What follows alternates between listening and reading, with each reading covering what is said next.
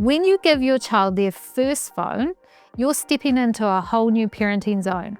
Things shift and it can feel like a big leap. I know that from both my work with families and from my own whānau. I've got 4 kids, 2 young adults and 2 teens still at home. So I've been through this process a few times. One of the simplest ways to take some of the stress out of that moment is a phone agreement.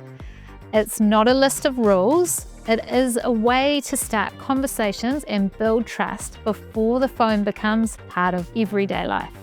Or if you're already there, it can really help if you need a reset. That's where you build it together, not for them, but with them. We've put together an agreement you can use as a starting point. You don't have to follow it word for word. Pick the bits that work for your whānau. In our family, we started with the basics: where the phone sleeps at night, which apps are okay for now, and how to handle privacy in group chats. Having it all on paper just made the conversations easier. Nobody could claim they didn't know the rule later. And don't just hand the form over. With my younger 2, I sat down with them and said, hey, let's make a plan for how this phone is going to work in our whānau. Because they helped shape the plan, they were far more likely to stick to it and to come to me when something felt a little bit off.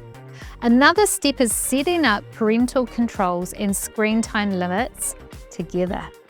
Show your child what you're doing and why. It reduces arguments later because the limits are clear and agreed on from the start. And rules aren't carved in stone.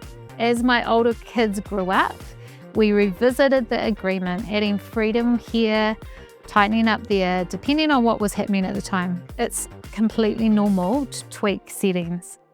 Add new boundaries or loosen some as your child grows. Keep it clear and adaptable so it grows alongside them.